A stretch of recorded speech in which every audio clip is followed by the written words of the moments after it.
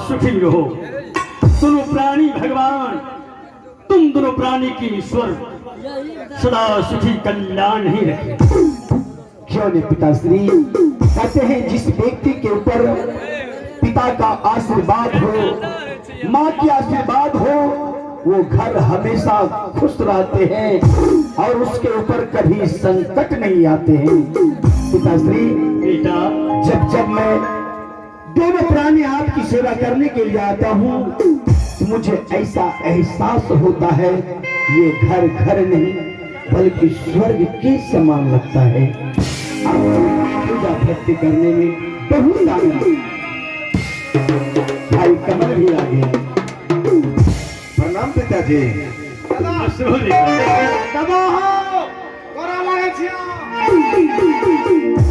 खुश रहो मंत्री, खुश रहो बेटा। क्या हुआ? सब भुट्टा छकल यहाँ पुलिस है। बारिश हुआ था, कोई बात हाँ, नहीं। सब भुट्टा ऊपर कह दिए पिताजी।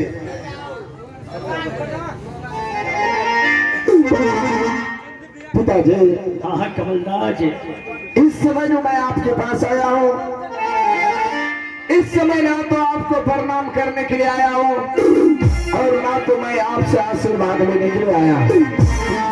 तो किसी तुम बेटा? पिताजी इस समय जो मैं आपके पास आया हूँ, ये हिमाचलपुर शहर की 14 कोस की राजपाट देख रहे हैं। इस हिमाचलपुर शहर में जितने भी संपत्ति आए, सुबह होते ही हम दोनों भाई के नाम से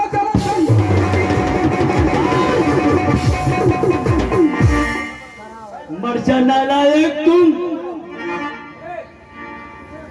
बोलने का तुझे तमीज नहीं है। माता पिता एक ईश्वर भगवान होते हैं। जो कि तुमने कटु वचन आज तुमने अपने पिता के सामने तुम बोलते हो, तुम्हें शर्म नहीं आता है? शर्म नहीं आता तुझे? लेकिन आज कई दिनों की बात, 8-10 दिनों से तुम कहाँ था बताओ तुम? पिताजी हाँ, वो सब बातों को छोड़िए। मैं ये चाहता हूँ कि सुबह होते ही हिमाचलपुर शहर हम दोनों भाई के नाम से होगा या नहीं? यह कभी नहीं हो सकता है। ये हिमाचलपुर राज है 14 कोस की जागीर में। कौन नहीं जानता राजा हिमाचल सिंह को, जो कि शोक लोक से पत्थर को मैं काटता हूँ। कमलराज, जब तक ये संसार ये हिमाचलपुर राज में जिंदा रहूंगा, यह राजपाट कभी बंटवारा नहीं हो सकता है। बाबू हो क्या हुआ? ए महाराज लगे छम पूर्वाग पीपी पर ही गलो। पिताजी, अगर आप जीते जी ये हिमाचल पुरस्कार दोनों भाई के नाम से करने के लिए नहीं चाहते, नहीं, इसमें संकोच करने की क्या बात है? चलिए आप धीरे धीरे ऊंचे सिंहासन पर बैठ जाइए। कोई बात नहीं। भैया चलिए आप धीरे धीरे पिताजी की जगह पर चले आइए। लेकिन आज तुम्हें क्या हो गया है भैया, जो बहकी बहकी सी बातें कर रहे हो? इस हिमाचल पुरस्कार में पिताजी के खून के एक खून से हम दोनों भाई पैदा लिए।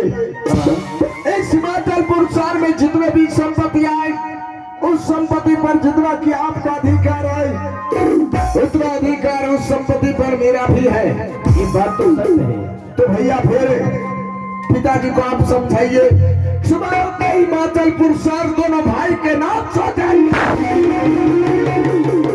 मेरे भाई, तुम कह रहा है कि सुबह होते ही इस राज को बंटवारा होना चाहिए। हाँ भैया, लेकिन मेरा सोच, अभी तुम्हारी शादी ना हुआ और ना जाने पिताजी अभी जीवित है, मेरी माँ इस संसार में जीवित नहीं है। अगर हम दोनों भाई में ये राज को बांट लेंगे तो पिताजी की क्या दशा होगी? मेरे भाई, मेरे ख्याल से जब पिताजी मर जाएंगे तो ये राज हम दोनों भाई आपस में बैठ के बांट लेंगे। जब तक पिताजी जीवित है, ये राज को बांटने की बात मत करो मेरे भाई। भैया, मैं तो सोचा था अगर मैं अपने बड़े भैया को कहेंगे तो पिताजी को समझाएंगे, लेकिन समझाने की जगह पर आप मेरे रास्ते की कांटा बनने की प्रयास कर रहे हैं। भैया, मेरे रास्ते की कांटा ना ही बने तो इसी में भलाई होगा। चलिए आप अपने जगह पर चले जाइए। पिताजी चलिए आइए, आप धीरे धीरे आगे आइए। बोलो बेटा, क्या कहना चाहते हो तुम? बोलो। पिताजी, हाँ, मैं आखिरी बार आपके मुखारबिंदों से सुनने के लिए चाहता हूँ कि ये हिमाचल पुरस्कार सुबह होते ही दोनों भाई के नाम से होगा या नहीं? मर जाऊंगा, मिट जाऊंगा, संसार से चला जाऊंगा। ये हिमाचलपुर राज कभी जीवन बंटवारा नहीं हो सकता है। पिताजी, हाँ, अगर आप सीधे जी हिमाचल पुरस्कार दोनों भाई के नाम से करने के लिए तैयार नहीं है, नहीं, ये हिमाचल पुरस्कार की सारी संपत्ति, जितने भी संपत्ति आई, ये तमाम संपत्ति भैया और भाभी की जोड़ी में डाल दीजिएगा। मैं यहाँ से जा रहा हूँ, ये सारा संपत्ति भैया और भाभी की झोली में। हाँ, हाँ,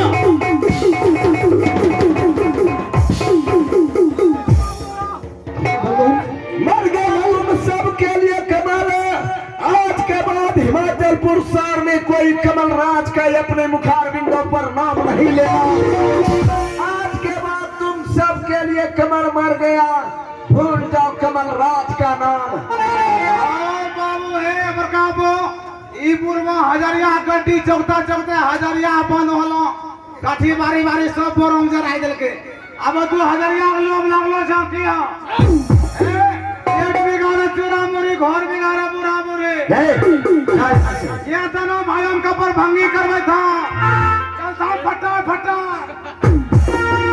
पिताजी, ना जाने कमल राज इस समय नाराज हो गया बेटा, और मुझे तो लग रहा है ना जाने वो गुस्से में अपने घर से कहीं चला ना जाए। ना जाने कमल राज को दिल दिमाग में क्या हो गया है, जिसी कोई ठिकाना नहीं लगता है बेटा। लेकिन पिताजी, जब वो जीत कर रहा है, अब वो छोटा नहीं रहा, वो होशियार हो चुका है। अगर वो राज को बांटने के लिए जीत कर रहा है तो इस राज से जरा भी मुझे लालच नहीं है। आप इस राज को बांट दीजिए पिताजी। बेटा नहीं, यह राजपाट उस दिन बंटवारा होगा बेटा, जिस दिन की हिमाचल राज छोड़कर चला जाऊंगा संसार से। उस दिन तुम दोनों भाई यह संपत्ति को तुमने बंटवारा कर लेना बेटा। ये बात तो मैं भी सोच रहा हूँ, हाँ हाँ, लेकिन ये बात कमल राज कहाँ सोच रहा है। अच्छा चलिए महल, आपको भोजन करने का समय हो चुका है, हम कमलराज को समझाएंगे। कोई बात नहीं बेटा, अभी छोटा कमलराज है, महारानी कोई घबराने की जरूरत नहीं है। चलो महारानी, पिताजी को भोजन कराएंगे हम लोग। स्वामी, कोई पिता ये नहीं चाहते कि मेरे पुत्र बर्बाद हो जाए, मेरा राज्य विध्वंस हो जाए, परंतु कमल की बुद्धि देखकर पिताजी ने इस राज को बंटवारा होने से रोक दिए। परंतु बाबूजी को कहिए हमें कुछ नहीं चाहिए, सिर्फ उनके चरणों की सेवा चाहिए। जितने भी ये धन दौलत है सब कमल के नाम कर दीजिए बाबूजी। बेटी, इसमें शोक जाने की कोई जरूरत नहीं है। पूछिए इस माँ से, मैंने अपने कोख से कोई संतान को जन्म नहीं दिया, बिल्कुल भी। सिर्फ कमल को मैंने अपना पुत्र मानकर इस गोद में पाला है पिताजी। आज वही पुत्र समान देवर मुझे उठाकर फेंक दिए दरवाजे पर।